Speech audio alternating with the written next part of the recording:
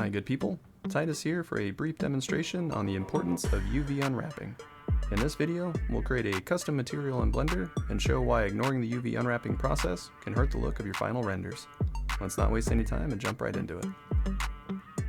So we have the opening scene here. I'm just going to press X to delete my cube.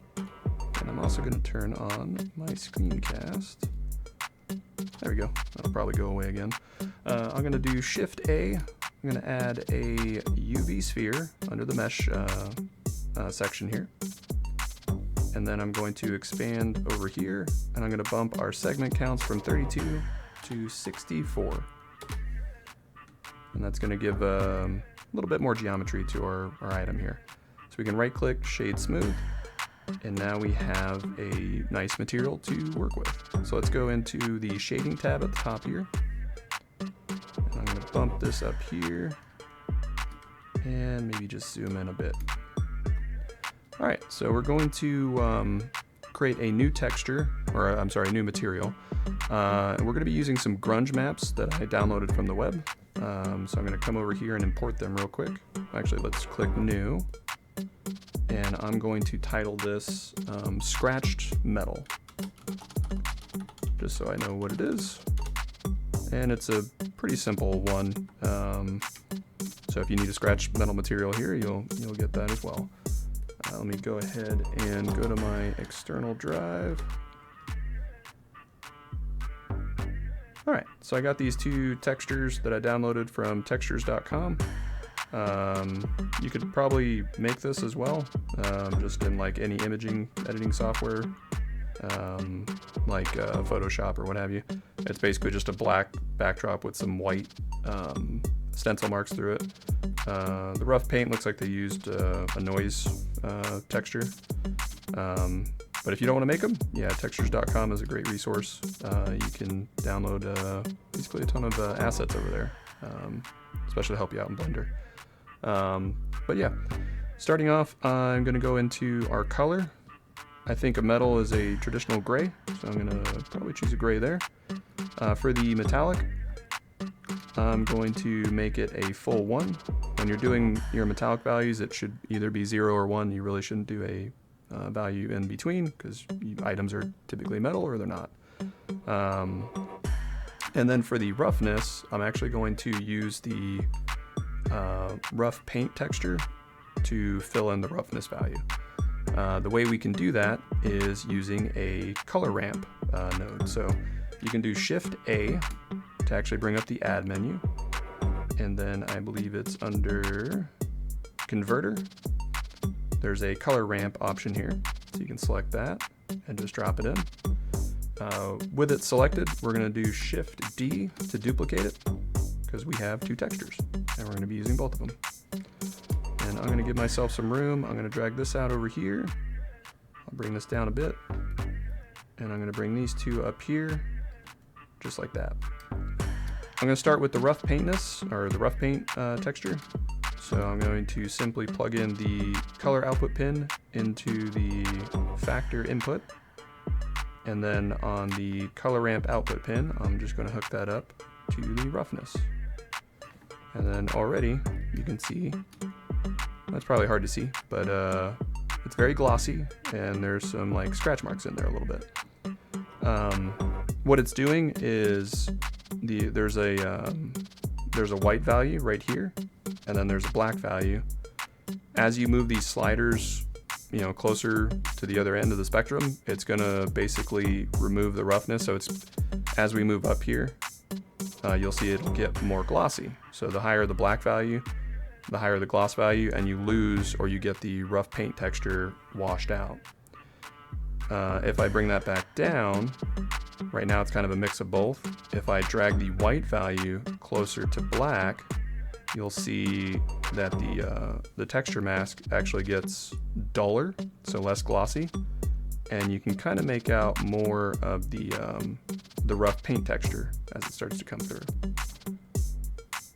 So I'm probably going to go right here, and then I'm going to bring this in just a little bit.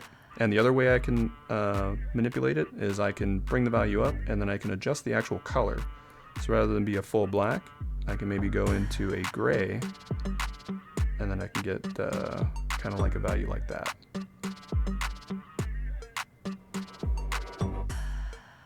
Maybe something like that.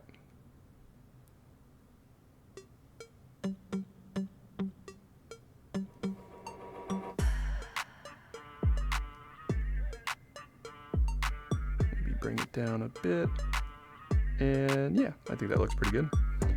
Okay, so now what we can do is we have to add in the scratch marks from the other texture, which would be this guy right here. So we can do that with a mix shader node. So we can do Shift A, and under shaders, there's a mix shader option. You can just click that, and then I'm just going to put it right in between our principal BSDF and our output node. It'll hook it up automatically for us. And I need a secondary principal BSDF, and I'll show you why in a second. So we can do Shift D and duplicate it. And then what we want to do is we want the base color to be completely white. So we can go into the color, switch it to RGB, and just bump the red, green, and blue values to max, and that'll white it out. Or if you're in HSV, you can drag it up. Either way, I find it's easier with RGB.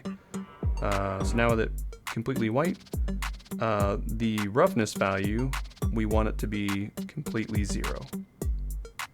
And then we'll hook this up into the secondary pin for the mix shader. And you're gonna see it's basically mostly glossy, mostly shiny. And that's kind of what we want, because the mix shader again is kind of mixing between two of these. So as we bring the factor down, you'll see it'll go back to how it looked before. And as we bring the factor up, it'll go completely glossy. But we're going to be controlling that factor using our scratch marks. And that's pretty much going to be more of the same. So we're going to hook up our color output into our factor pin.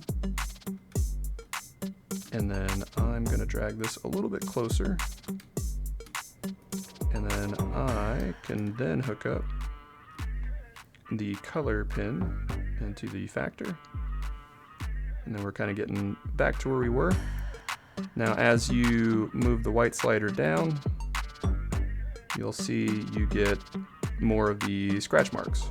So if I move that back up, some of those kind of fade away. And if I move the black value up, it kind of gets washed out completely. So I like a little bit of scratchies showing, so I'll bring this down probably quite a bit. Oops. And then another way you can do it too is, if you wanted to, you can actually bring the white value down. And if that doesn't help, another thing you can do is, this is actually using X and Y coordinates from our scratch texture, which you can see right here. They're kind of like all over the place. So if we can do a Shift A again, and under vector, there's a mapping node. So we can select that, pop that into the screen, and then we can do Shift A, and then under input, there's going to be a texture coordinate. So we can select that there. So then on the texture coordinate, we can tell it to look at the UVs, which is a texture map. That's why we do UV unwrapping, right? So we'll hook that into the vector coordinate. So it's looking at an X and a Y. And then you can simply bump the vector into the vector port here. Oops. Like so. And then under the location, you can kind of move that around, and it'll slide around your texture image over here. So you can get a little bit, maybe you have a particular part of your texture map that looks better. So you can slide it around so you can capture that into your material slot. But not too complicated there, so let me bring it back up so you guys can see it. So all we're really doing is we're using two principal BSDFs. One that actually has the metal look with a roughness value of our this rough grunge map that I used right here, and that's being mixed with a very high glossy white color principal BSDF. So it's mixing between these two, and it's mixing in such a way where it's using these scratch marks. So basically, the part that's metal is going to be kind of like that dull, and then the part that's scratched is actually going to be shiny because it's using the high gloss and the white, which is why it's a little bit more reflective. So that's kind of basically how it's getting away with that look. So not too complicated, and you can make a lot of texture nodes kind of like this. But now that we have our material, let's actually demonstrate why, you know, UV unwrapping is so important. So let's go back to our layout, and if we go to material preview up here, we can see our node, our sphere, and it looks pretty good. But let's actually create something new. So let's hide that and press H. I'll do Shift A, and I'm gonna do, we would want something complicated, so like a complicated shape. Just because this tutorial, I want this tutorial to be kind of short, I'm just gonna do basic text. And I can then tab into edit mode. And let's give some text. So how about hello YouTube? There we go. I'll tab back into object mode. And to make this a little bit more interesting, I'm going to go to the text field here, and under font, I am going to do open, and I have a fonts folder with some retro. Oops, that is not what I wanted. I like Regola regular. Let's try that. This is something a little bit different. And now that I have the font picked out and the text typed up, I'm going to go into geometry. I'm going to extrude just one section here, 0.01. I can come down and there's a depth section. I can just tap that once to get a 0.01. And that gives me a very interesting shape. So that'll give me something to work off of. Now, when you're doing text, you can see right now it's a text element. So we can't really, we got to convert it to a mesh. So to do that, you just simply right click on it, convert it to, and choose mesh. And then when we tab into edit mode, you'll actually have access to the geometry. So now we have a bit of a complicated shape that's going to give us some issues. So let's tab back out into object mode. I'm going to go to top view with 7. I'm going to Shift D to duplicate. And then I'm going to hold or click Y to lock it in the Y axis and just bring it up a bit. And maybe right about there. So for this one, let's go to the materials here, get the drop down, and choose our scratched metal.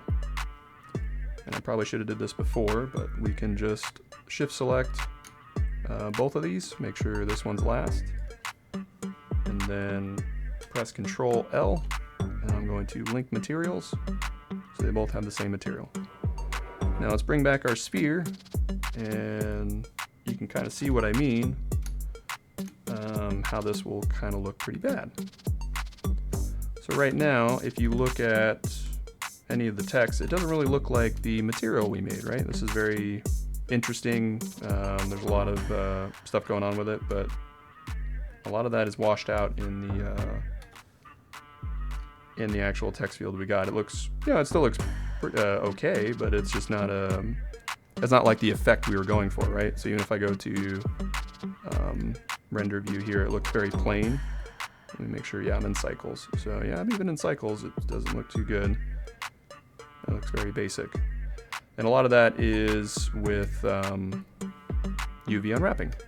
So let's do this one right here. We'll select it. Let's go to the UV editing section here. And we're gonna have to create a new UV map. So we can come up to image. We'll do new.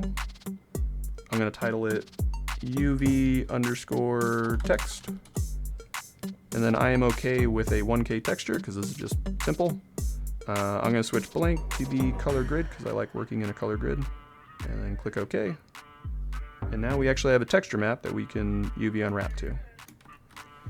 Now I am already in edit mode, as you can see right up here for the top one. So if I simply just press A, it'll select everything. And you can see right here the UV unwrap job that it currently has, and it just looks like a mess. I can't see what's what. It's just all over the place, right? The more time you put into UV unwrapping, the higher quality the result will be. So me personally, I hate doing UV unwrapping. It's not a fun process for me. I'm sure some people do like it. I don't. There's a lot of automated tools out there, paid ones, free ones. It's not too bad if you have simple models, you can probably get away with it. Blender does have a built-in automated UV unwrap process. You just simply press U, and there's a smart UV project. It'll go based on an angle limit, and the defaults are usually okay for most of the time, but you can play around with those if you have an odd shape. You just click OK. And for the most part, it does a competent job. I wouldn't say it's a good job, because there's a lot of stuff here that's kind of messy. But for this particular shape, it's good enough. And you'll see that here in a second. So now that we have it UV unwrapped, that's pretty much it. You can actually tell what this is now, so it makes sense, right? So if I tab out, I go in here, and I tab into everything, you see this is still a mess. So let's go into the layout, and just with that little bit of work, you can kind of see that you're going to get a better result on your UV unwrapped one, which is the one at the top, to maybe get more of the effect you're looking for. And I can show you what that looks like maybe in cycles. Yeah, it looks a lot better in cycles.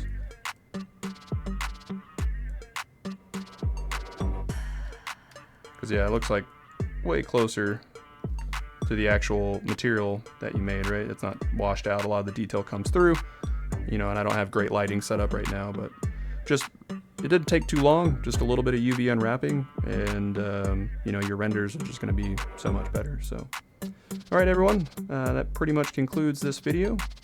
As always, thanks for watching, consider subscribing, and we'll see you on the next one.